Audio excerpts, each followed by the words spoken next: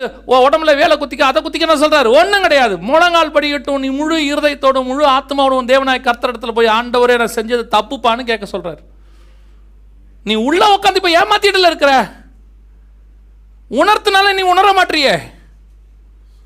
இங்க உட்காந்துட்டு ஆண்டவரை ஏமாத்திட்டுல இருக்கிற நீ, மொத்த கபடமும் மொத்த வஞ்சகமும் மொத்த பாவமும் உள்ள வச்சுக்கிட்டு, ஆனா பரிசுத்தவன் மாதிரி நீ காட்டிட்டுல ஏமாத்துற. அதை தேவன் உணர்த்தினாலும் ஒத்துக்க மாட்டேங்கிறியே. முந்தி சொன்னா தாவீது கிட்ட வந்து சொன்னா, ஒருத்த ஆட்டுக்குட்டியை திருடிட்டா அவனை என்ன செய்யலாம்? நானே அந்த மனுஷன். அவன் இப்ப நம்ம என்ன பண்றோம்? அவனே அந்த மனுஷன். ஆவியானவர் பேசினா என்ன சொல்றோம்? இன்னைக்கு அவனை போட்டார் ஒரு போர்டு, எனக்கு தெரியும் இது அவனுக்கு தான். இன்னைக்கு இவருக்கு தான் கர்த்தர் பேசினாரு. உனக்கு எப்படா பேசுவாரு? இன்னைக்கு நம்ம எல்லாருமே யார் மேல தூக்கி பழைய போட்டுக்கிட்டு இருக்கோம்? அடுத்தவன் பாவி அவன். இதுவே நீ காயினுங்கிறதுக்கான முதல் காரணம். நீ இன்னும் ஆதாமாவே இருக்க. இந்த கான்செப்ட் மொத்தத்தையும் ஒழிச்சு உன் மாம்சம் சாகாவிட்டால் நீ இது உள்ள வரவே முடியாது. இதுக்கு தான் கர்த்தர் கொடுத்தாரு நியாயப்பிரமாணம்.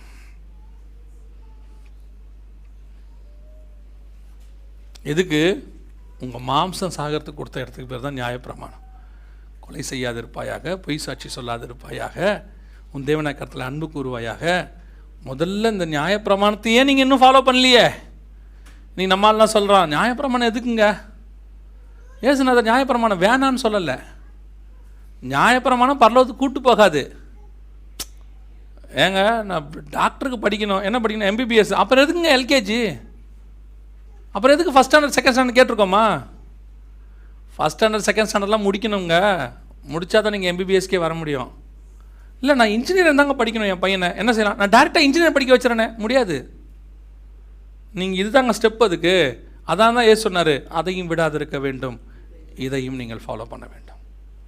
இன்றைக்கி நியாயப்பிரமாணத்துக்கே நம்ம தடுமாறிக்கிட்டு இருக்கிறோமே. ஒரு வாலிபன் ஏசுக்கிட்ட வரான். ஏசுக்கிட்ட வந்து நிற்கிறான் 19ஆம் அதிகாரம் மத்தேயுல. அவன் சொல்கிறான், நான் சிறு வயது முதல் கொண்டு எல்லாவற்றையும் கை கொள்ளுகிறேன். நியாயப்பிரமாணத்தை 100% ஃபாலோ பண்ணுறானாம்மா. இந்த இடத்துல அவன் பர்ஃபெக்டாக இருக்கிறானாம்மா. இந்த இடத்துக்கு அவன் எப்படி ஆகிட்டான்? பர்ஃபெக்ட். 100%, 100 மார்க். நீட்டில் 100% பக்கா. அவன் அப்படி கிடையாதுன்னு ஏன் சொல்லவே இல்லை. நீ போய் சொல்கிறடான்னு சொல்லலை. அவன் மேல் அவர் அன்பு கூர்ந்து, ஏன்னா அவன் இருக்கான், பர்ஃபெக்டாக இருக்கான். இருக்கிறனால தான் கர்த்தர் அவன் மேலே என்ன செய்கிறாரு?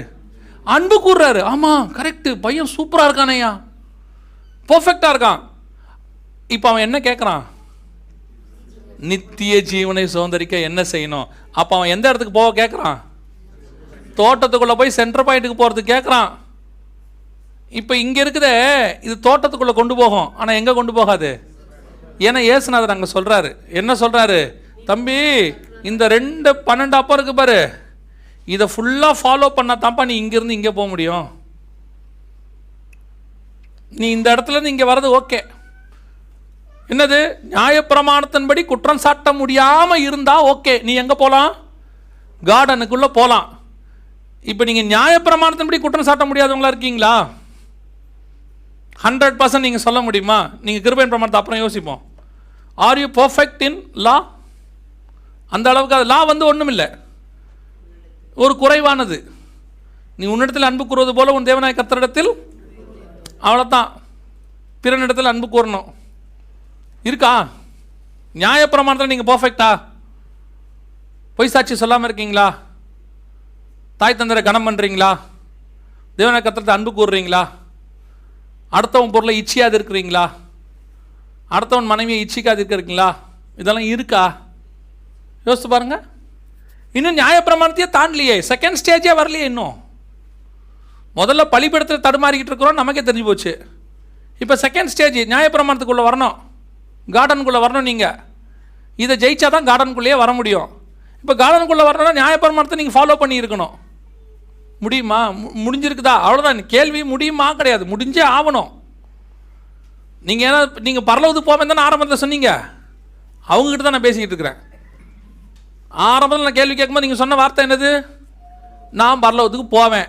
அந்த ஆளுங்களுக்கு மட்டும் தான் இங்கே பேசிக்கிட்டு இருக்கிறேன். இப்போ நியாயப்பிரமாணத்தின்படி ஆர் யூ பர்ஃபெக்ட்?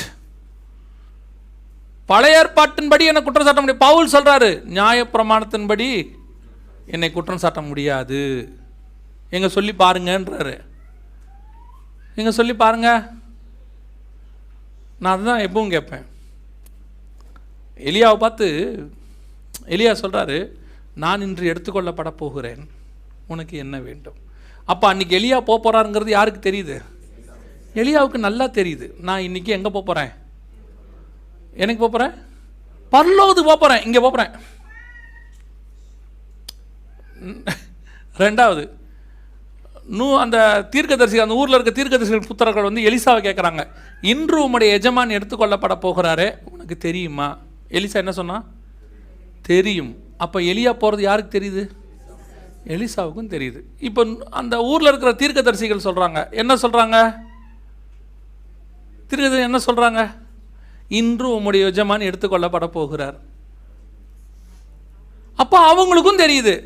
எலியா பரலோகத்துக்கு போகிறது எலியாவுக்கும் தெரியுது, எலிசாவுக்கும் தெரியுது, ஊரில் இருக்கிற அத்தனை பேருக்குமே தெரியுது. இன்னைக்கு காலைல கிளம்பி எலியா பரலோகத்துக்கு போகிறாருன்னு. எப்படி? இன்னைக்கு நீங்கள் போகிறது உங்களுக்கு தெரியுமா? பரலோகத்துக்கு போவீங்கன்னு தெரியுமா? அதில் செகண்ட் ஸ்டேஜ் அது பாஸ் பண்ணியிருக்கிறோமா? Do you have any confident?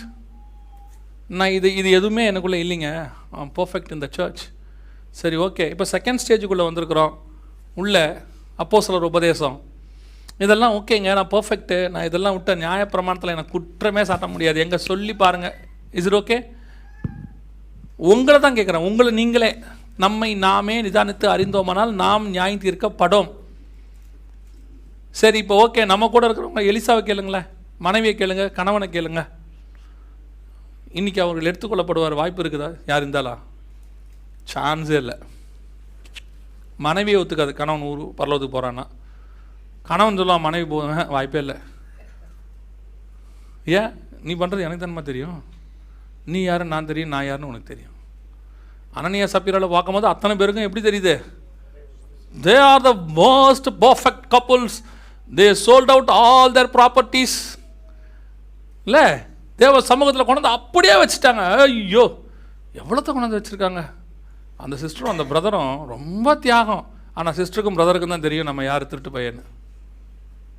அனனியா சப்பீராளுக்கு தெரியும் தானே, இன்னொருத்தருக்கும் தெரியும், பரிசுத்த ஆவியானவருக்கும் தெரியும். இன்றைக்கி நம்ம யாரை ஏமாற்றிட்டு இருக்கோம் தெரியுமா? கணவனை இல்லை, மனைவியை இல்லை, சபையை இல்லை, காங்கிரிகேஷனை இல்லை, பரிசுத்த ஆவியை ஏமாத்தாதான் நினச்சி ஏமாற்றிக்கிட்டு இருக்கிறோம், ஏமாந்துக்கிட்டு இருக்கிறோம். ஒரு நாள் கொல்லுவார். பரிசுத்த ஆவியானவர் கொல்ல மாட்டார்னு யார் சொன்னது? கொல்லுவார். பரிசுத்த ஆவியானவர் தான் கொல்றாரு. அங்கே வசனம் அப்படி தானே சொல்லுது, அப்படி தானே இருக்கு. பரிசுத்த ஆவிட்ட விளையாடப்படாது, சர்ச்சுக்குள்ளெல்லாம் வந்து விளையாட்டு காட்டப்படாது, சர்ச்சையில் உடனே உட்காந்துட்டு பெருமை, கண்ணுக்குள்ளே பெருமையாக வரப்படாது, தாழ்மையின் உச்சத்தில் இருக்கணும். எதுக்கு தெரியுமா? பேர் வாங்கிறதுக்கு இல்லை, இது உள்ளே போகிறதுக்கு. ஐயோ ஆண்டவரே, எனக்குள்ளே கொஞ்சம் வந்துச்சுன்னா முடிஞ்சு என் கதை. இங்கே வந்து உட்காந்துட்டு படிப்பு பெருமை, பணப்பெருமை இதெல்லாம் இருக்கக்கூடாது. Very careful, very very very careful. நியாயப்பிரமாணத்தையாவது நீங்கள் சக்ஸஸ் பண்ணால் தான் இதில் இருந்தாவது தாண்ட முடியும்.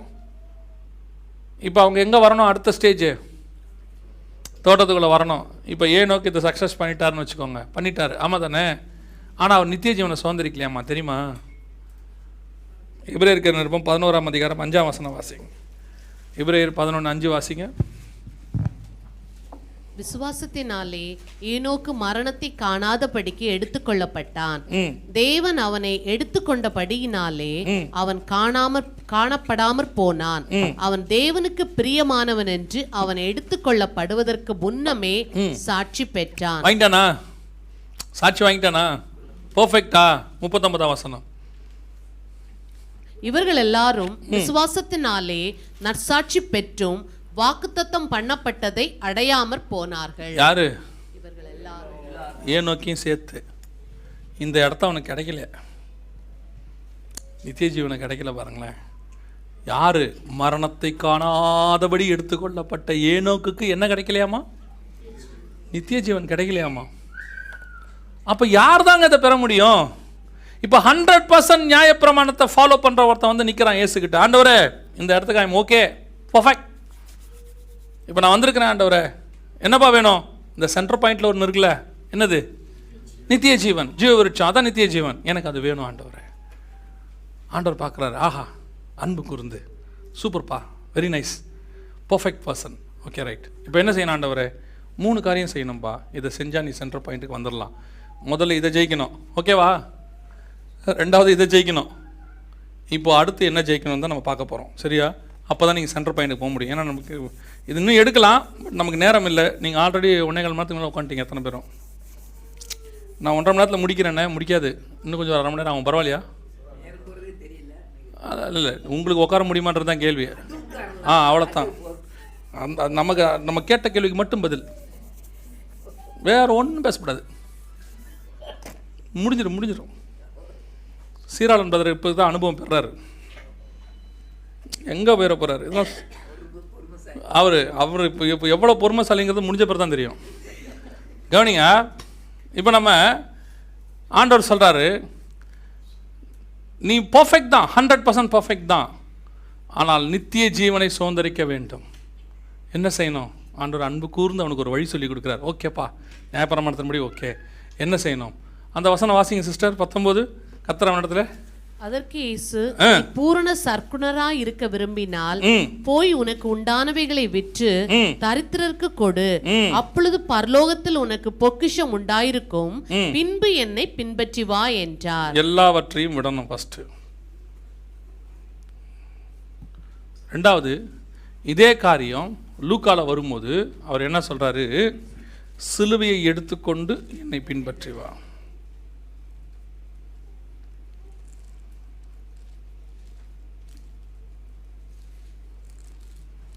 ஃபஸ்ட்டு எல்லாவற்றையும் விடணும், 2வது சிலுவையை சுமக்கணும், 3வது பின்பற்றணும்.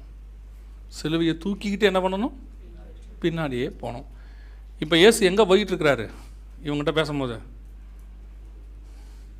இயேசு எங்கே போயிட்டுருக்கிறாரு? கல்வாரிக்கு போயிட்டுருக்கிறாரு. இவன் கேட்டது என்னது? ஜீவனை கேட்குறான். இவர் எங்கே போயிட்டுருக்காரு? சாக போயிட்டுருக்காரு. ஜீவனை சுதந்திரிக்கணும்னா செத்தாதான் முடியும், நீங்கள் சாகாம முடியாது.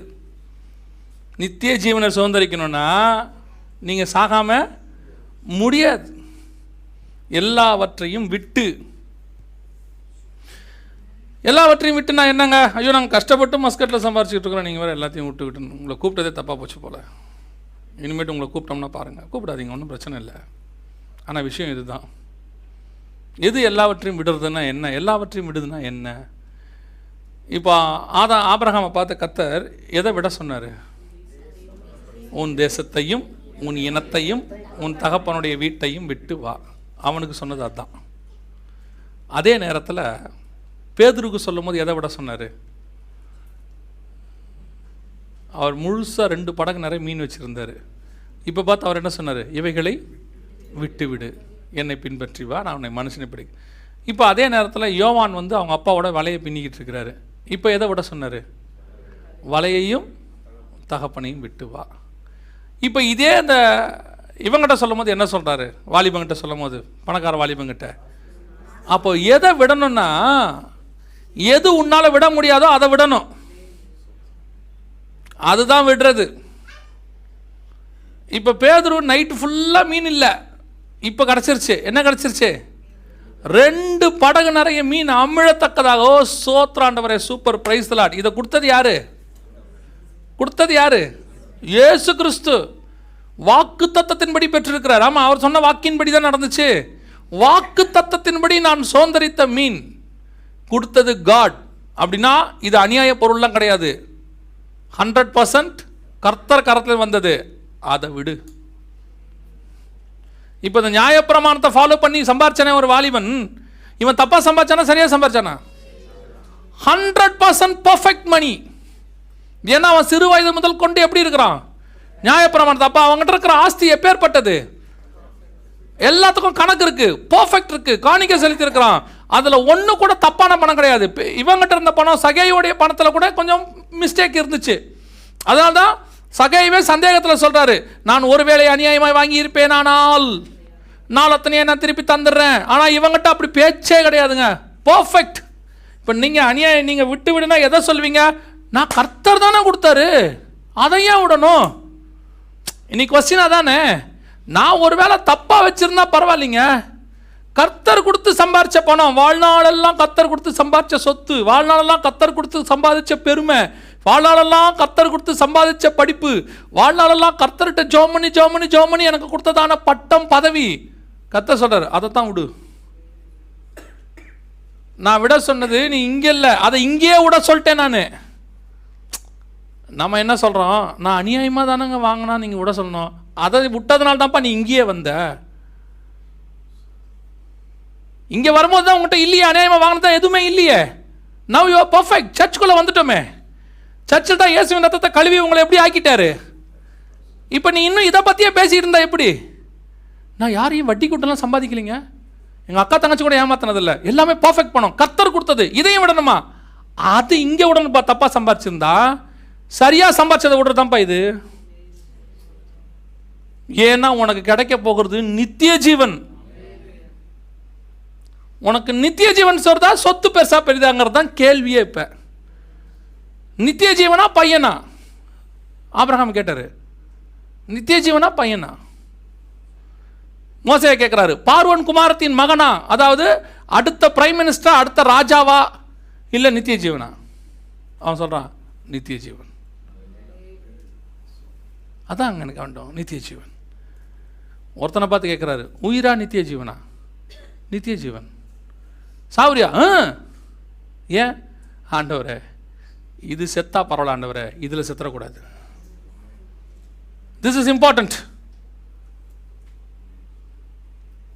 அதுக்கு தான் இயேசு சொன்னார், எல்லாவற்றையும் விடு. எதை உடனே ஆண்டவரே, அநியாயமாக வாங்கியிருப்பேன் அது இங்கே, நான் ஏமாதி அது இங்கேப்பா. இப்போ விடணும். எதை விடணும்? நான் உனக்கு எல்லாத்தையும் கொடுத்தேன்ல, அதையுமே விடு. அப்படி எங்கே பைபிளில் இருக்கா? ஈசாக்கு யார் கொடுத்தது அவருக்கு? கர்த்தர் அவனை எப்படி சோதித்தார்?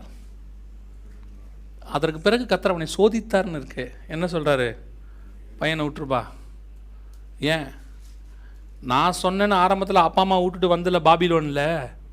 ஆமாம், பாபிலோனில் விட்டுட்டேன். இப்போ கானான் வாக்குத்தத்தம் பண்ணப்பட்ட தானே இருக்கிற. ஆமாம், இந்த பையன் நான் கொடுத்தது தானே. ஆமாம், இவனை விடு பார்ப்போம். ஏன்? இதை விடும்போது உடன்னு சொல்லும்போது விட்டுட்ட. உன்னுடைய கடைசி டெஸ்ட்டு இதை விடணும். இதை விட்டால் தான்ப்பா உனக்கு சக்ஸஸ், நித்திய ஜீவன். இன்னைக்கு அப்பா கிட்ட ஜெயிச்சு பையன்கிட்ட தோத்தவன் தான் நிறைய பேர். நான் சொல்லுவேன்,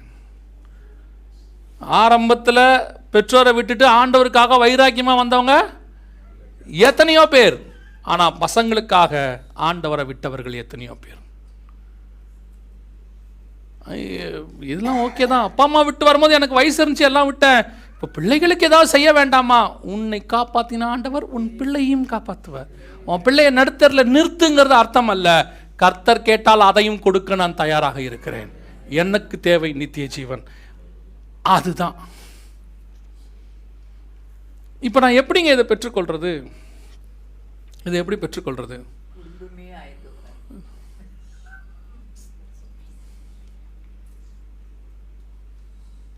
இதை நான் எப்படி பெற்றுக்கொள்றது?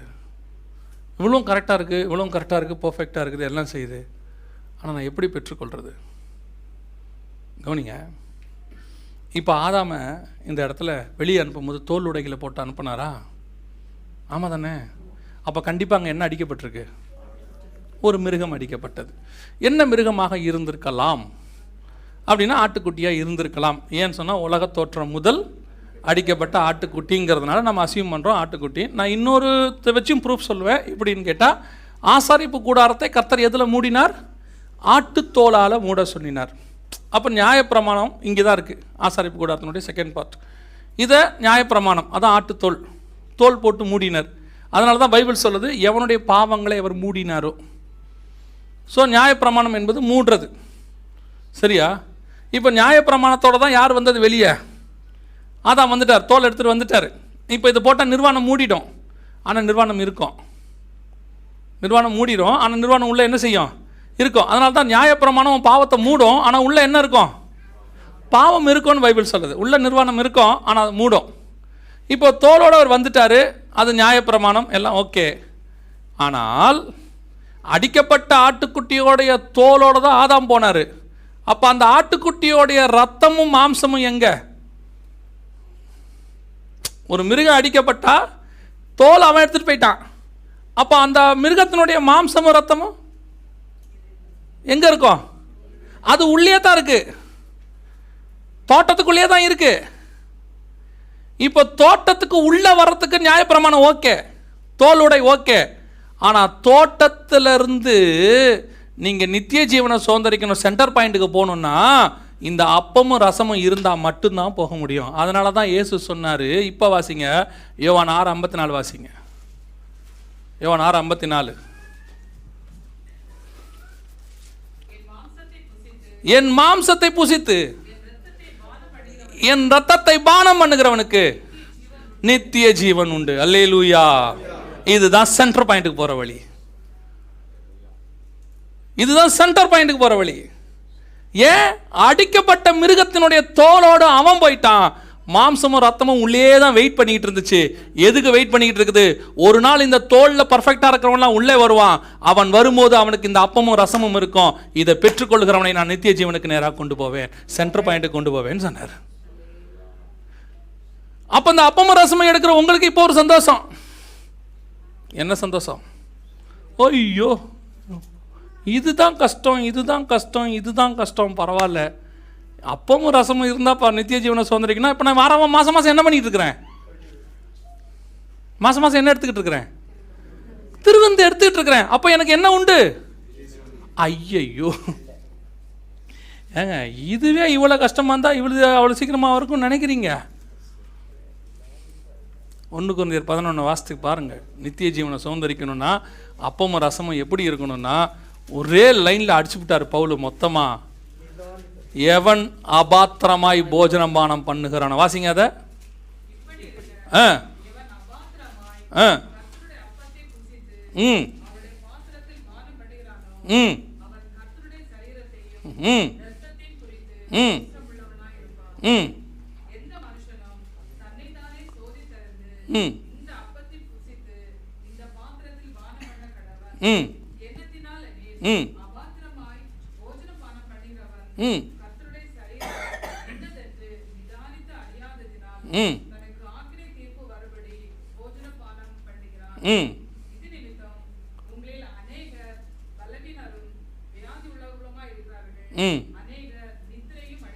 இந்த வசனம் அர்த்தம் ஏதாவது தெரியுமா?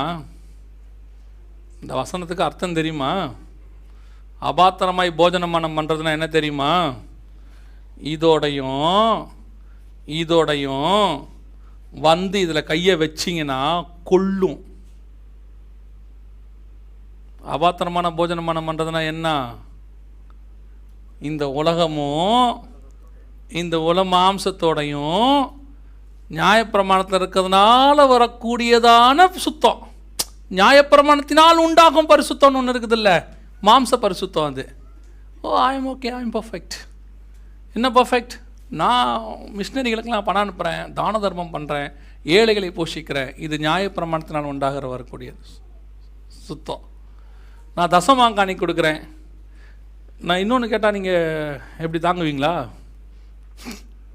நீங்களாம் நியாயப்பிரமாணம் ஃபாலோ பண்ணுறீங்களா, கிருபையின் பிரமாணம் ஃபாலோ பண்ணுறீங்களா? சும்மா சொல்லுங்கள். ரத்னகுமார் பிரதர் பேசுங்க. அவர் தான் நிறைய பேசுவார். அவர்கிட்ட இருந்தால் டைம் போகிறதே தெரியாது. 300 கிலோமீட்டர் பேசிட்டே வந்தார். சந்தோஷமாக இருந்துச்சு. நைட் தூங்கவே இல்லை நான் அவர் கூட வரும்போது. சொல்லுங்கள், நியாயப்பிரமாணமா கிருபையின் பிரமாணமா? கிருபையின் பிரமாணமா? எத்தனை பேர் கிருபையின் பிரமாணம் ஃபாலோ பண்ணுறீங்க? நம்பி கை தூக்க மாட்டோம்ல. நீ எதாக இருந்தாலும் என்னன்னு சொல்லு, அதுக்கப்புறம் கை தூக்குறதா வை. முதல்ல கை தூக்குனதுக்கே இன்னும் நாங்கள் பிரச்சனைக்கு முடிவுக்கு வரல. நியாயப்பிரமாணம் 6 நாள் வேலை செய்து 1 நாள் ஓய்ந்திருத்தல். என்னது? இப்போ நீங்கள் என்ன பண்ணிட்டு இருக்கிறீங்க? சும்மா சொல்லுங்க. 7 நாளும் தேவனை ஆராதிப்பது தான் கிருபையின் பிரமாணம். அப்போ 7 நாள் சர்ச்சுக்கு வரணுமா? 7 நாள் சர்ச்சுக்கு வரணும்னு அர்த்தம் இல்லை. 7 நாளும் தேவனை ஆராதிக்கணும். அவர்கள் வீடுதல் அப்பம் விட்டார்கள், வீட்டில் ஆராதித்தார்கள். உன் வீட்டில் ஆராதனை 7 நாளும் இருக்கா? நீங்கள் குடும்பம் உட்காந்து தேவனை 7 நாளும் தேடுறீங்களா? 7வது நாளை வச்சுக்கிட்டு 6 நாள் எக்ஸ்கியூஸ் எடுத்துக்கிறீங்களே. சர்ச்சுக்கு போகிற நாளை வச்சுக்கிட்டா நம்ம சர்ச்சுக்கு போகிறோம் 6 நாள் எங்கே வேணாலும் போவோம். நீ 7வது நாளை மட்டும் கான்சன்ட்ரேட் பண்ணி 6 நாள் உலகத்தில் இருந்தால் நீ நியாயப்பிரமாணக்காரன், கிருபையின் பிரமாணக்காரன் கிடையாது. தசமகாணி கொடுக்குறீங்களா? கொடுக்குறீங்களா இல்லையா? கொடுக்குறீங்களா இல்லையா? கரெக்டாக கொடுக்குறீங்களா? 10ல் ஒரு பாகம் கொடுத்துருவீங்களா? அது நியாயப்பிரமாணம். 10ல் ஒரு பாகம் நியாயப்பிரமாணம். கிருபையின் பிரமாணம் 100% நியாயப்பிரமாணத்தை ஃபாலோ பண்ணுறவனை பார்த்து கர்த்தர் சொல்றாரு, நான் சிறு வயது முதல் கொண்டு எல்லாவற்றையும் ஃபாலோ பண்ணுகிறேன். அது நியாயப்பிரமாணம். எல்லாவற்றையும் விட்டு சிலுவை தூக்கிட்டு தரித்திரருக்கு வித்து கொடு, அது கிருபையின் பிரமாணம். இருக்கா? அதை பண்ணுறோமா? பண்ண முடியுமா? முடியாதுன்றதை அப்புறம் நீங்கள் தான் டிசைட் பண்ணிக்கணும். சத்தியத்தை சொல்ல வேண்டியது என்னுடைய பொறுப்பு. இல்லாவிட்டால் எனக்கு ஐயோ. அதனால தான் இந்த சப்ஜெக்டை வந்து பொதுவாக நான் வந்து ஒரு 20 பாஸ்டர்ஸ்க்கு மட்டும்தான் எடுப்பேன். அதனால தான் அவர்கிட்ட அதிகம் சொன்னேன். அவர்கிட்ட இதுதான் நித்திய ஜீவனை சுதந்திரிக்கிறதுக்கு வழி, நோ அதர் ரூட். பைபிள் படி இதுதான் வழி. தன்னைத்தானே வெறுத்து சிலுவையை எடுத்து அவரை பின்பற்றினால் ஒழிய அது கிருபை. அதுதான் கிருபையின் பிரமாணம். தாய் தந்திரனை கரெக்டாக கனம் பண்ணுறேன், நியாயப்பிரமாணம். நான் விபச்சாரமே பண்ணலிங்க, நியாயப்பிரமாணம். நான் கோவமே படலைங்க, நியாயப்பிரமாணம். நான் கொலை செய்யலைங்க, நியாயப்பிரமாணம். நான் யாருடைய பொருளையும் இச்சையாக பார்த்ததே இல்லைங்க, நியாயப்பிரமாணம். கரெக்டாக சர்ச் அட்டன் பண்ணுவேன், நியாயப்பிரமாணம். ஆமாம் தானே? இதெல்லாம் நியாயப்பிரமாணத்திலே கொடுத்தது. இப்போ நாம் என்ன பண்ணிட்டோன்னா, நமக்கு கர்த்தர் வந்து MBBS எக்ஸாம் வச்சுருக்கிறாரு. இப்போ வந்து இருக்கிறதுலே டாப் மோஸ்ட் கஷ்டமான எக்ஸாம் ஒன்று வச்சுருக்கிறாரு. MDக்கு எக்ஸாம் வச்சுருக்கிறாரு, இல்லைனா வந்து சார்ட்டர்ட் அக்கௌண்ட்டுக்கு எக்ஸாம் வச்சுருக்கிறாரு. இப்போ நாம் என்ன பண்ணிகிட்ருக்கோம், சர்ச்சில் உட்காந்து ஜனங்களுக்கு சொல்லி கொடுத்துட்ருக்கோன்னா, நித்திய ஜீவன சொந்தக்கு தான் வந்திருக்காங்க சர்ச்சுக்கு, இது கிருபையின் பிரமாண சர்ச் தானே. இங்கே வந்தோடனே நம்ம அத்தனை பேரும் என்ன சொல்கிறோன்னா, எல்லாரும் நித்திய ஜீவனை சுதந்திரிக்க போகிறோம், உங்களுக்கு டெஸ்ட் வைக்க போகிறோம். அப்படியா? என்ன test? 2 1s are 2, 2 2s are 4. Very good. நீங்கள் அத்தனை பேர் நித்திய ஜீவனை சுதந்திரிப்பீங்க. மண்ணாங்கட்டி. நீங்கள் சபையில் வந்து உட்காந்துருக்கணும்னா என்ன கேள்வி கேட்டுக்கிட்டு இருக்கிறோம்? கம்யூனியன் எடுக்க போகிறான், அபாத்திரமாய் போஜனமானம் பண்ணக்கூடாது, பண்ணுறவன் செத்து போவான். அவன் நீங்கள் என்ன சொல்லிட்டு இருக்கிறீங்க? கம்யூனியன் எடுக்கும்போது என்ன சொல்லி கேட்குறீங்க? சிகரெட் பிடிக்கிறவர்கள், குடிக்கிறவர்கள், விபச்சாரக்காரர், லாகரி வஸ்திரம் எடுக்கிறவர்கள், நீங்கள் யாரும் கம்யூனியன் எடுக்கக்கூடாது, இது அபாத்திரமான போஜனம். அதான் இது இங்கே விட்டானையா? அது இங்கே தானே இருக்கு. இங்கே அது எங்கே இருக்கு? கம்யூனியன் யாருக்கு கொடுக்கணும்? யார் எடுக்கணும்? இயேசு கிறிஸ்து யார்கிட்ட கம்யூனியன் கொடுத்தார் கையில்? சீஷனுக்கு கொடுக்கணும். யார் சீஷன்? தன்னைத்தான் வெறுத்து சிலுவையை தூக்கிட்டு வரவன் தான் சீஷன். அவனுக்கு தானே கம்யூனியன். அந்த கம்யூனியன் எடுக்கிறவன் தானே நித்திய ஜீவனை சுதந்திரிப்பான். இல்லாதவன் அத்தனை பேரும் அபாத்திரமா போஜனமானம் பண்றானே, அதனால தான் அத்தனை பேர் சாவுறான். நித்திய ஜீவனை சுதந்திரிக்க முடியலையே. நம்ம நீங்க எதை பேசிட்டு இருக்கிறோம்? நித்திய ஜீவனை பத்தி பேச வேண்டிய இடத்துல நின்றுகிட்டு, அந்த ஸ்தானத்தில் நின்றுகிட்டு எதை பத்தி நீங்க பேசிட்டு இருக்கிறோம்? ஒருத்தர் ஒப்புரவாகுங்கள், பேசாமல் இருந்தால் பேச வேண்டும், கோவப்படக்கூடாது. யார் கணவன் மனைவி பேசாமல் இருந்தால், அதெல்லாம் இங்கே முடிஞ்சிடுச்சியா? இங்கே என்ன வரணும்? செத்துட்டியா உள்ள? நித்திய ஜீவனை சுதந்திரிக்க போற, கையில் ஒன்று வாங்க போறியே, இது என்ன தெரியுமா? ஒழுங்கா எடுத்தா நித்திய ஜீவன், தப்பா எடுத்தா சாகடிக்கும் உன்னை. அபாத்திரமாய் போஜனமானம் பண்ணுகிற உங்களில் சிலர் நித்திரை அடைந்திருக்கிறார். இது ரெண்டும் செய்யும். ஆனால் எப்போ செய்யும் தெரியுமா? வரும்போது தான் செய்யும். உங்களுக்கு தெரியாது பாவம். நான் போயிடுவேன். எங்கே போயிடுவாங்கிறது அப்புறம் தெரியும். நான் போயிடுவேன், ஆமாம் நரகத்துக்கு போயிடுவேன். இல்லை, கிருபையின் காலன்றதுனால தான் இது உனக்கு கிடைச்சிருக்கு. இல்லைன்னா நம்ம இங்கேயே தான் இருந்திருப்போம். இவங்களுக்கெல்லாம் கிடைக்காம உனக்கு கிடைச்சது பார்த்தீங்களா? அதனால தான் அதுக்கு பேர் கிருபை. பழைய ஏற்பாட்டு 11:39-40 என்ன சொல்லுது? எபிரேயர் 11:39-40 என்ன சொல்லுது? அவர்கள் எல்லாரும் விசுவாசத்தினாலே நற்சாட்சி பெற்றிருந்தும் வாக்குத்தத்தம் பண்ணப்பட்டதை அடையாமல் போனார்கள். அவர்கள் நம்மை அல்லாமல் பூர்ணராகாதபடிக்கு விசேஷித்த நன்மையானதொன்றை தேவன் நமக்கென்று முன்பதாக நியமித்து வைத்திருந்தார். அதுதாங்க கிருபை. எனக்கு அந்த நித்திய ஜீவனுக்கு போகிற ரூட் ஓப்பன் ஆகிருக்கு. இப்போ எனக்கு அவங்களுக்கு ஓப்பன் ஆகலை. அவனை துரத்தி விட்டுட்டாரு, என்னை திருப்பி உள்ளே சேர்த்துக்கிட்டாரு. அதுதான் கிருபை. அதனால் நான் எப்படி இருந்தாலும் அதை சாப்பிடுவேன்னு சொல்லலை. ஒரு பையனுக்கு நல்ல மார்க்கெட் தான், அவனுக்கு டாக்டர் சீட்டு கிடைக்கல, எனக்கு கோட்டா சீட்டத்தில் கிடைச்சிருச்சு. அது கிருபை. எந்த கோட்டால? இயேசுவின் ரத்தங்கிற கோட்டானால எனக்கு கிடைச்சிருச்சு. அது எனக்கு கிருபை. அதனால் நான் படிக்காமல் இருக்கணும்னு எவன் சொன்னது? கிருபையின் உபதேசம் அதை தான் சொல்கிறான். என்ன சொல்லுது? நீங்கள் கோட்டா சிஸ்டத்தில் வந்துட்டீங்க, டோன்ட் வரி, நீங்கள் படிக்க வேண்டாம், பாஸ் ஆகிடலாம். எப்படி ஆகும்? அந்த ஸ்கூலில் யாருக்குமே சீட்டு கிடைக்காதுங்க. மினிஸ்டர் வரைக்கும் ட்ரை பண்ணிட்டாரு, சீட்டே கிடைக்கலைங்க. அப்புறம் கர்த்தருடைய கிருபையில் எனக்கு பையனுக்கு அங்கே கிடச்சிச்சு. திடீர்னு ஒருத்தர் வந்தார், நான் வாங்கி தரேன் வாங்கன்னு சொன்னார், வாங்கி கொடுத்துட்டாருங்க. அதனால் இனிமேட்டு என் பையன் படிக்க போகிறது இல்லைங்க அதில். ஏன்னா சீட்டு அவரே வாங்கி கொடுத்தாரு, யாருக்கும் கிடைக்காத சீட்டு எனக்கு கிடச்சிருக்கு. அதனால் நான் ஆடுவேன், பாடுவேன், கூத்தாடுவேன். என் பையன் அங்கே போய் எல்லாரையும் அடிப்பான், உதைப்பான். ஆனால் அவன் ஃபஸ்ட் மார்க் எடுப்பான். எப்போ எடுப்பான்? அதான் கிருபையின் உபதேசம் சொல்லுது. இன்னைக்கு நீங்கள் கிருபையாக இருக்கிறதுனால என்ன செய்தாலும் கர்த்தர் உங்கள் பாவங்களை மன்னிப்பார். கிருபையாக இருக்கிறதுனால இங்கே ஆடுற ஆட்டத்தை இங்கே ஆடலாங்கிறான். சினிமா நடிகை ஆடுற ஆட்டம் எங்கே இருக்கு? மீடியா சிட்டியில் இருக்கு. இவன் நித்திய ஜீவனை சுதந்திரிக்கிற இடத்துல உட்காந்துட்டு என்ன சொல்கிறான்? அவனை மாதிரி ஆடு, அவனை மாதிரியே பாடு. அடுத்தவனை சொல்கிறான், தாவீது ஆடுனா இருப்பாரு, இதே மாதிரி ஆடு. தாவீது எங்கே ஆடினாரு? இங்கே ஆடினாரு. ஆனால் நீ இப்போ எங்கே நிற்கிற? இங்கே நிற்கிறோம். இந்த பரலோகத்துக்குள்ளே இருக்கும்போது கேருபீன்களும் சேராபீன்களும் என்ன பண்ணுச்சான் தெரியுமா? எல்லாரும் ஆட்டத்தோடு பாட்டத்தோடு அல்ல, 2 சட்டைகளால் தங்கள் முகத்தை மூடி, 2 சட்டைகளால் தங்களை மூடிக்கொண்டு 2 சட்டைகளை அடித்து பரிசுத்தர் பரிசுத்தர் பரிசுத்தர்னு அவருக்கு முன்னாடி முகத்தை கூட பார்க்க முடியாமல் மூடிக்கிட்டு நிற்கிது. இவன் சொல்கிறான் நீ ஆடுன்னு. கொல்லும், உன்னை கொல்ல போகுது. கம்யூனினை கையில் வாங்கிறதுக்கு முன்னாடி யோசிக்கணும். அது not even a bread and wine, அது sign of blood and wine. அதுக்கு பின்னாடி என்ன இருக்குது தெரியுமா? என் தேவனுடைய உடன்படிக்கை இருக்கிறது. அந்த உடன்படிக்கை என்னை வாழ வைக்கும், தப்பாக எடுத்தா சாகடிக்கும். அப்போ நான் எப்படி எடுக்கணும்? எல்லாவற்றையும் விட்டு விடு, சிலுவையை எடுத்துக்கோ, என்னை பின்பற்றி வா. இது இல்லாமல் நீ நித்திய ஜீவனை சுதந்திரிக்கவே முடியாது. இதுதான் உபதேசம், இதுதான் உபதேசம். இன்றைக்கி உங்களை இதை தவிர அப்படிலாம் கவலைப்படாதீங்க, டோன்ட் வரி, என்ன வேணால் செய்யுங்க, ஒன்றும் பிரச்சனை இல்லை, பார்த்துக்கலாம். நாங்கள் ஆக்சுவலி ஜீவ புஸ்தகத்தில் பாதி வாங்கி வச்சுருக்குறோம், உங்கள் பேரை நாங்கள் எழுதி கொடுத்துருவோம், டோன்ட் வரி.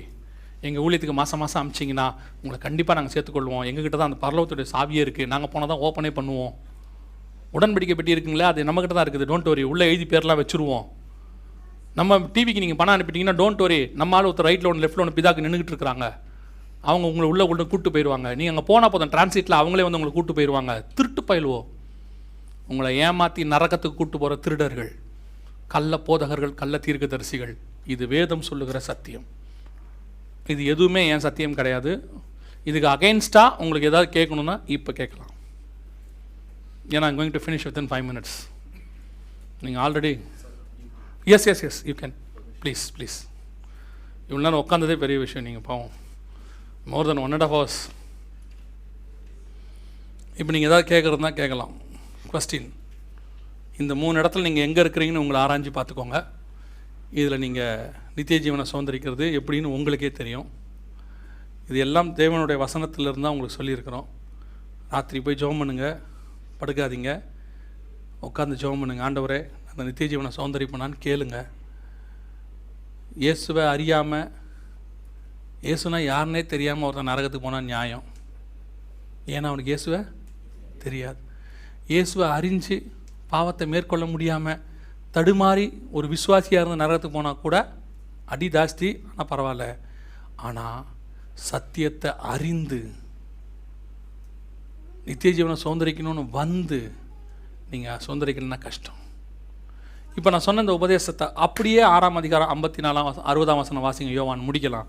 54 இதை இயேசு சொல்கிறாரு. என்ன சொல்கிறாரு? என் பாத்திரத்தில் பானம் பண்ணி என்னுடைய மாம்சத்தை புசிக்கிறவனுக்கு நித்திய ஜீவன் உண்டு, அவனை கடைசி நாளில் எழுப்புவேன். புசித்து என் இரத்தத்தை பானம் பண்ணுகிறவனுக்கு நித்திய ஜீவன் உண்டு, நான் அவனை கடைசி நாளில் எழுப்புவேன். அப்படித்தானே இருக்குது 6:60, அப்படித்தானே இருக்கு. அப்போ இது சாப்பிட்டாதான் என்ன உண்டு? அப்போ நீங்க பாத்திரமா போஜனம் பண்ணணும், அபாத்திரமா பண்றவனுக்கு கிடைக்காது. ஓகேவா?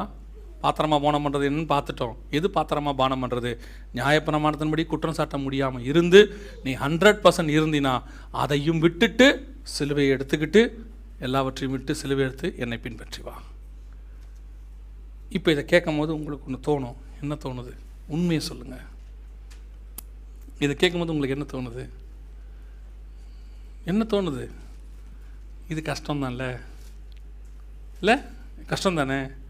அதைத்தான் பேதுருவும் கேட்டார். ஆண்டவரே, இது தேவனால் மனுஷனால் கூடாதது, ஆனால் கர்த்தர் சொல்கிறாரு தேவனால் கூடும். நீ ஒப்பு கொடுத்தினா உன்னை இதுக்கு ஆயத்தம் பண்ண தேவனால் கூடும். இது கண்டிப்பாக நம்மளால் முடியாதது தான். அதே யோவான் 6 கீழே வாசிங்களேன், 6:60 கீழே 63 இல்லை, இந்த கடினமான அவருடைய சீஷரில் அநேகர் இவைகளை கேட்ட பொழுது இது கடினமான உபதேசம், யார் இதை கேட்பார்கள் என்றார்கள். அதான் நீங்க இங்க இருக்கிறவங்கள நிறைய பேர் அது இது கடினமான உபதேசம், இதெல்லாம் கஷ்டம், இதெல்லாம் யார் நிற்க முடியும்? அடுத்த கேள்வி இயேசு என்ன கேட்டாரு? சீஷர்கள் அதை குறித்து முறுமுறுக்கிறார்கள் என்று இயேசு தமக்குள்ளே அறிந்து இந்த உபதேசம் என்ன உண்டாக்கும்? முறுமுறுப்பை உண்டாக்கும். அவர்களை நோக்கி இது உங்களுக்கு இடரலா இராதோ? மனுஷகுமாரன் தாம் முன்னிருந்த இடத்திற்கு ஏறி போகிறதை நீங்கள் காண்பீர்களானால் எப்படி இருக்கும்? இதுவே உங்களுக்கு கஷ்டமா இருந்துச்சுன்னா எல்லாத்தையும் விட்டுட்டு உங்களை உபத்திரவ காலத்தில் விட்டுட்டு அவர் மேலே போறாரு, அது உங்களுக்கு எப்படி இருக்கும்? அதான் சொன்னாரு, நீங்களும் போய்விட மனதாய் இருக்கிறீர்களோ? நன்மையும் தீமையும் உங்கள் கண் முன்னால் இருக்கிறது. நித்திய ஜீவனும் உங்ககிட்ட இருக்குது, உலகமும் உங்ககிட்ட இருக்குது. இதில் நீங்கள் எதை வேணாலும் செலக்ட் பண்ணலாம். இந்த 3 இடத்துல நீங்கள் எங்கே வேணாலும் நிற்கலாம். பலிபீடத்தில் நிற்கலாம், பர்சல் நிற்கலாம், மகா பர்சல் நிற்கலாம். இங்கே இருந்தால் மாம்ச சாப்பாடு கிடைக்கும், சிக்கன் கிடைக்கும், மட்டன் கிடைக்கும், கிரில்லு சுட்டு கொடுப்பாங்க, டர்க்கிஷ் கிரில்லு எல்லாமே கிடைக்கும். ஆனால் நீங்கள் கனவுல கூட நினைக்கக்கூடாது இங்கே வருவேன்னு. இங்கேயே செத்து போயிடணும். இதெல்லாம் விட்டுட்டு கொஞ்சம் கடினமான அப்போஸ்தலர் உபதேசம் நியாயப்பிரமாணத்துக்குள்ளே நீங்கள் வரும்பொழுது, இங்கே வரும்போது கொஞ்சம் கஷ்டமாக தான் இருக்கும். உள்ளும் புறமும் சுத்தமாக இருக்கணும், கொஞ்சம் கஷ்டமாக தான் இருக்கும். இதுக்கே நீங்கள் கஷ்டப்பட்டீங்கன்னா இன்னொன்று இருக்குது. என்னது? மகா பரிசுத்த ஸ்தலம். இங்கே முதல்ல சாகிறது தான் முதல் வேலையே. இயேசு செத்து தான் உள்ளே போனார். மாம்சம் என்கிற திரைச்சீலை வழியாக உள்ளே நுழைந்தார். செத்தா தான் நீ நித்திய ஜீவனோட ஃபஸ்ட் பார்ட்டை. ஆண்டவரே, நான் நித்திய ஜீவன் என்ன செய்யணும்? எல்லாத்தையும் எடுத்து என் கூட வா. எங்கே போகிறேன்? கல்வாரிக்கு போயிட்டு இருக்கிறேன். என்னத்துக்கு? சாக போகிறேன். நான் என்ன பண்ணோம்? நீ என் கூட சிலுவையில் அறையப்படணும். அவரோடு கூட சிலுவையில் அறையப்பட என்னை ஒப்பு கொடுக்கிறேன். இனி ஜீவிப்பது நான் அல்ல, கிறிஸ்துவே என்னில் ஜீவிக்கிறார். இந்த இடத்துக்கு நீங்கள் வரும்போது நித்திய ஜீவனை சுதந்திரிக்க முடியும். அல்லேலூயா. நாம் யாவரும் எந்திரிப்போம், ஜெபிக்க போகிறோம் தேவ சமூகத்தில். வசனத்தை வீட்டில் போய் தியானிங்க. நீங்கள் என்ன செய்யணுங்கிறத ஆண்டவர் உங்ககிட்ட பேசுவார். பெரும்பான்மையானவங்களுக்கு இது கடினமான உபதேசம். இதில் யார் நிற்க முடியும்? இதை யார் செய்ய முடியும்? இதெல்லாம் நீங்கள் சான்ஸே கிடையாது. நீங்கள் போகும்போது பேசிக்கிட்டே போவீங்க, இல்லை வீட்டில் போய் பேசுவீங்க. ஒருத்தர் கூட அதை செய்ய முடியாது. இதெல்லாம் சும்மா அவர் பேசுகிறதெல்லாம் ஓவரு. இந்த மாதிரிலாம் இன்றைக்கி யார் இருப்பா? யாரும் இல்லைன்னா பரவாயில்ல, 8 பேர் இருப்பான் பேழைக்குள்ளே. எங்கேயாவது ஏதாவது 8 பேர் இருப்பான். 120 கோடி பேர் இருந்த ஊரில் 8 பேர் அப்படி இருந்தான்.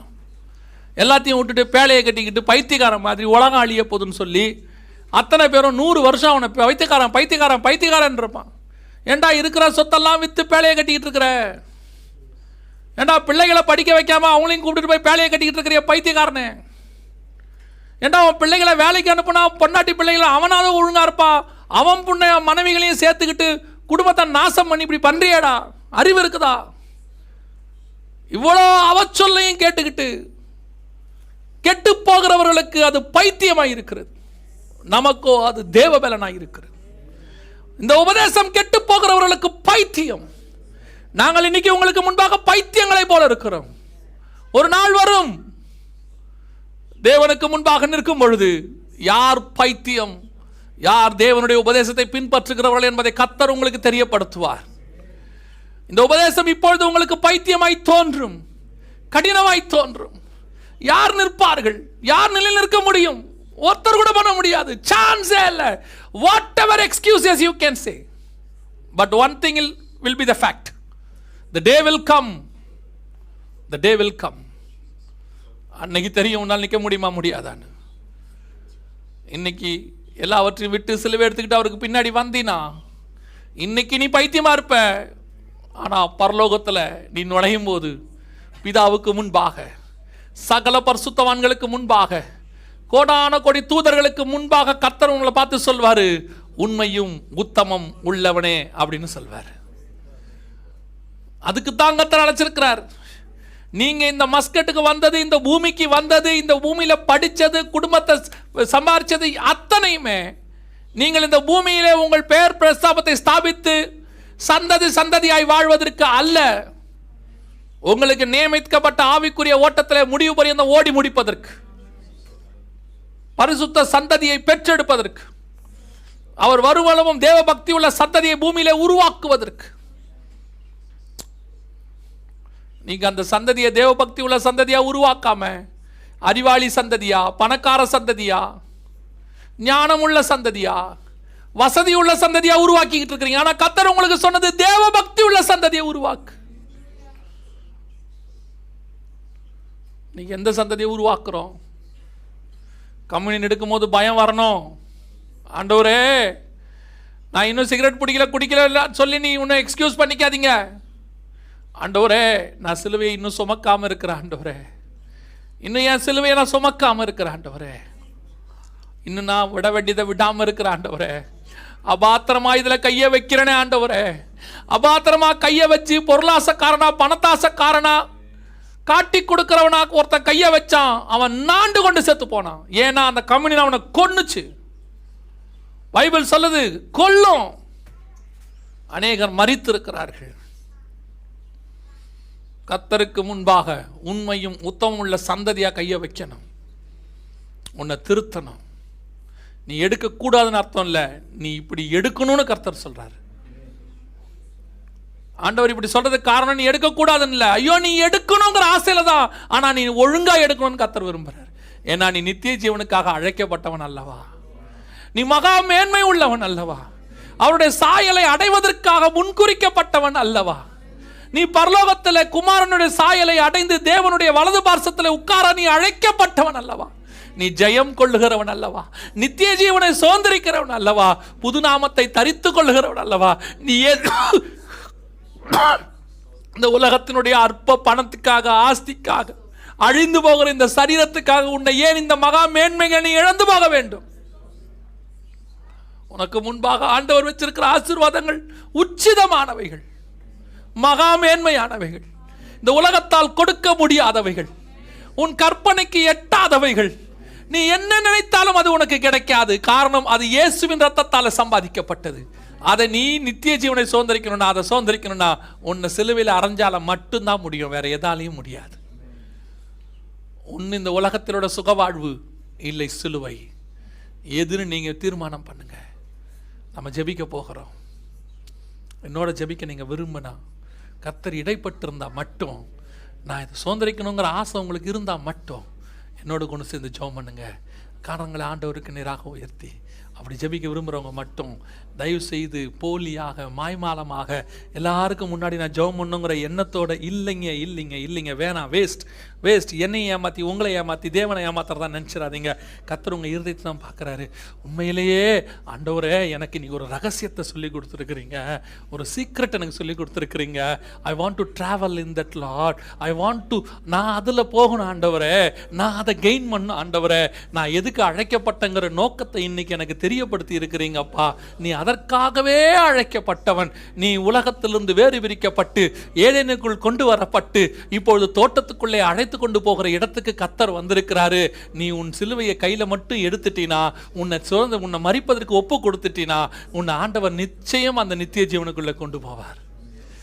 எனது ஜீவன் கிறிஸ்துவுடனே தேவனுக்குள்ளே மறைந்தது எனது ஜீவன். கிறிஸ்துவுடனே தேவனுக்குள்ளே மறைந்தது ஜீவன். கிறிஸ்து வெளிப்படும் நாளில், ஜீவன் கிறிஸ்து வெளிப்படும் நாளில் மகிமையில் நான் வெளிப்படுவேனே, மகிமையில் நான் வெளிப்படுவேனே. இயேசு கிறிஸ்து என் ஜீவன், சாவது ஆதாயமே. இயேசு கிறிஸ்து என் ஜீவன், சாவது ஆதாயமே. வாழ்வது நான் அல்ல, இயேசு என்னில் வாழ்கின்றார். வாழ்வது நான் அல்ல, இயேசு என்னில் வாழ்கின்றார். சர்வ வல்லமையுள்ள எங்கள் ஆண்டவரே, உமக்கு முன்பாக கரங்களை உயர்த்தி தன்னை தாழ்த்தி ஒப்பு கொடுத்திருக்கிறவர்களை நீர் பார்த்திருக்கிறீர் தகப்பனே. நாங்கள் கரங்களை பார்க்கிறோம், நீர் கரங்களை அல்ல ஆண்டவரே, இருதயத்தை பார்க்கிறீர், இருதயத்தை பார்க்கிறீர். எந்த இருதயம் செவ்வையானதாக, அந்த இருதயம் உமக்கு ஏற்றதாக, என் இருதயத்துக்கு ஏற்றவனாய் கண்டேன்னு நீங்கள் யாரை பார்க்குறீங்களோ அவர்களுக்கு இதை வெளிப்படுத்துகிறீர். அவர்களை முன்குறித்திருக்கிறீர், அவர்களை அழைத்தும் இருக்கிறீர், அவர்களை உடைய சாயலுக்கு ஒப்பாய் மாற்ற போகிறீர், அவர்களை உம்மோடு கூட வைத்து கொள்ள போகிறீர். ஆண்டவரை, இனி நாங்கள் அல்ல, கிறிஸ்து எங்களில் வாழணும் ஆண்டவரே. கிறிஸ்துவின் சாயல் எங்களுக்குள் வெளிப்படணும். எங்கள் மாம்சம் சிலுவையில் அறையப்படணும். கண்களின் இச்சை, ஜீவனத்தின் பெருமை, மாம்சத்தின் இச்சை, மூர்க்கம், கோபம், மாம்ச கிரியைகள் எல்லாம் நிர்மூலமாகணும் ஆண்டவரே. குமாரனின் சாயலுக்கு ஒப்பாக நாங்கள் மாற வேண்டும் ஆண்டவரே. எங்க திருச்சபை அப்படி மாறணும் ஆண்டவரே. நீங்க வரும்போது நாங்க முழுவதும் அப்படி மாறி நிக்கணும் ஆண்டவரே. எங்களை பார்க்கிறவங்க உங்களை பார்க்கணும் ஆண்டவரே. கிருபதாங்கப்பா, கிருபதாங்க, கிருபதாங்க. மகிமையுள்ள கரத்தில் எங்களை தாழ்த்துகிறோம் ஆண்டவரே. இந்த வார்த்தைகள் நல்ல நிலத்தில் விழப்பட்ட விதைகளாக 100க்கு 100 பலன் கொடுக்கட்டும். பிசாசானவன் எந்த விதத்திலும் பொறுக்கி போட்டு விடாதபடிக்கு, எந்த விதத்திலும் இது கற்பாறை நிலமாய் மாறி விடாதபடி, இந்த கடினமான உபதேசத்தில் யார் நிற்பார்கள் என்று கேட்டு விடாதபடி, ஆண்டவன் மாரே ரட்சிக்கப்பட என்ன செய்ய வேண்டும் கேட்கத்தக்கதாக நீர் ஒவ்வொருத்தையும் மாற்ற வேண்டுமாய் நாங்கள் செபிக்கிறோம். மகிமையின் தேவன் வெளிப்பட்ட தயவுக்காய் ஸ்தோத்திரம். எங்கள் ஆண்டவர் இயேசுவின் நாமத்தில் பிதாவே.